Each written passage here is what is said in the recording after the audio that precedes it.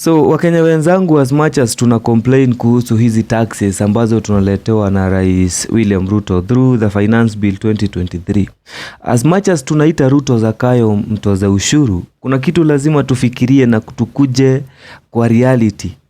As much as the media inatuforce kufikiria in certain direction about the finance bill and to speak certain words about the president, we need to come to a reality and think about it before we put insulting words against our president. Number one, kama nakumbuka vizuri na kama kichwa yangu ni mzuri, and if you remember, if you are still alive in Kenya, wakati wa campaign na immediately after the president was sworn in, kuna kitu alikuwa anasisitiza sana about taxes. Na alikuwa anasema kwamba once he gets to power, and now that he has gotten to power, then he must expand the tax base.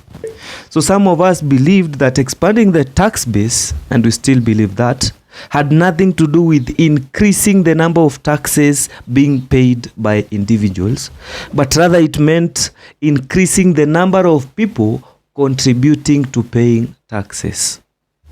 Actually, hiyo debate iliendelea mpaka tukaanza kusikia familia ya Kenyatta, yani the family presidents, ambazo zilikuwa zimeexemptiwa from taxation, sasa zimeanza kurudishwa, na tukaanza kuona ni kama Uhuru ndiye anaingiliwa, familia ya Moi inaweza ingiliwa. Those times when we had the Kikuyus being mocked, na wanaambiwa kwamba ama wanaonyeshwa as if the Kikuyus are poor because the Kenyatta family is rich. That time alikuwa na insist kwamba lazima kila mtu alipe taxes. So today we have a finance bill that is proposing more people to pay taxes, na wale wenye wanapiga kelele sana ni content creators, wale wenye wanatargetiwa sana. Content creators ndio wamekuwa kiongea sana as if they don't make money. If you make money, then you need to pay taxes. But I'm not here to talk about content creators. That is a debate for another day. But you see, watu wali misunderstand, wakaona ni kama Ruto alikuwa anaendelea kupiga Uhuru the same way walikuwa na attack each other wakati wa campaign. So today I want us to discuss and have a very candid discussion. Emotion scandal, your political alienation scandal, matusi scandal. We start reasoning together. So the question I want to ask ourselves is, why does Ruto need to tax us more for him to run the government? So here is the reality. Where does the government get its money?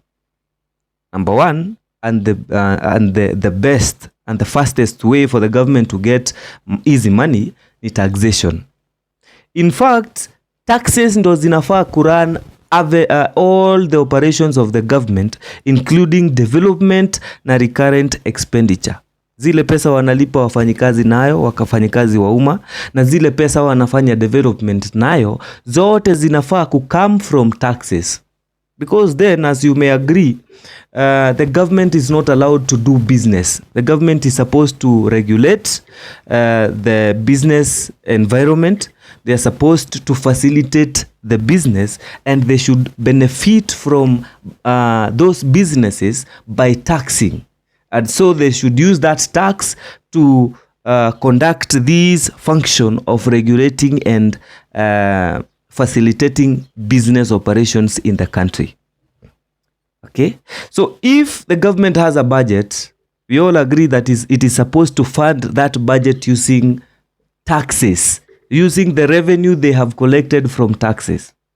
If taxes are not enough to facilitate that budget or to finance that budget, then the government has an option to go to debt. So two options, taxation and debt. Okay? So, saizi tukiongea kuhusu debt, and debt tunakuja kutumia wakati tuko na financial deficit. Kama tuko na budget ya 1 trillion and the taxes we are collecting is 800 billion, then we have a deficit of 200 billion. That 200 billion serikali inafaa kwenda iombe. Either iombe domestically ama iombe nje ya nchi. Paka hapo najua tunaelewana. Okay?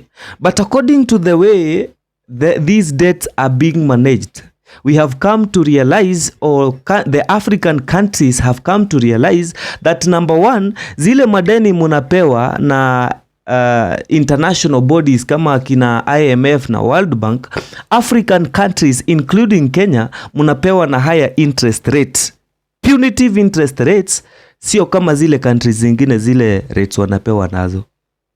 So that debt is unfair from the onset. Even before you take that debt, you are going to collect an unfair debt with an unfair interest charged on African countries. Now let's assume you don't even know international language and you don't know global language about debts. Then you understand this, that over the past, during the reign of Moi, Kibaki na Uhuru, ile debt tumeaccumulate is too much that even an unborn child, mtoto mwenye hajazaliwa mwenye una plan kuzaa next year ama next year but one, already akona deni, anafaa kulipa deni ambayo ilichukuliwa na serikali.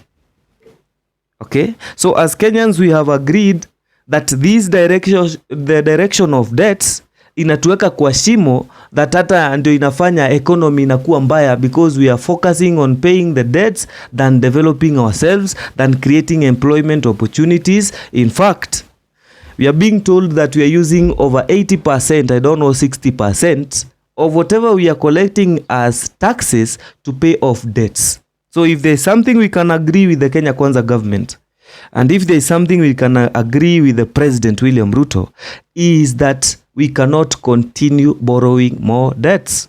We have already dug enough hole. So if we cannot collect more debts, then what is the other option that the government has remained with in terms of revenue collection? Taxes. Okay, so, and taxes, if we have a big budget and we have a deficit today and we cannot borrow more, then it means we can only increase these taxes. Okay, we all agree we cannot go to the debt way. Then we have to go the tax way. If the taxes we are collecting are not able to finance our today's budget, then we have to increase the taxes. If we have to do development, if we have to facilitate our recurrent expenditure, then the taxes has to be increased. Okay, maybe we may disagree with the president on the mode of increasing these taxes, the style and how the president is proposing through that finance bill, which I also disagree. A lot of issues I disagree, na nimesema kwa hii channel mara nyingi sana on what issues I disagree about the finance bill. Maybe we can disagree, but we can all agree that the president needs to increase the taxes so that Kenya can become independent, so that we can be able to finance our budget. Okay, and if you look at it internationally, the African politics, the Africans across the continent of Africa, Ruto ameacquire a very big name because he's saying what many Africans want to hear. He's saying what many people who love Africa and those who want Africa to develop want to hear. Anatuambia kwamba hatuwezi endelea kuwa slaves wa hizo continents zingine, ati president mmoja anaita all the 54 or 55 African president into a meeting to discuss matters about Africa. So the president is telling you that we Africans need to be independent and we need to make our own choices. Okay, the president is saying that Africans need to make use of their own resources, sell to the outside world independently. If it requires that instead of exporting raw materials from Africa and giving the other continents to make finished products, alafu wanarudisha wanatuzia expensive, then those countries need to bring those processing companies and manufacturing companies to Africa. Kenya, we have the best coffee, we have the best tea. Yes, we have a lot of resources that we sell to the outside world as raw materials, lakini zinakuja zikiwa finished products tunauziwa expensive. yet they initially came from us. Okay, so the president is being praised by the world as today's Gaddafi, today's savior of Africa. But here in Kenya tunamuona akiwa mbaya just because he's telling us the obvious thing that we know it makes sense, but we don't want to understand. But I know it's because we don't like paying taxes. Nobody likes paying taxes, including the president. I have said that. Okay?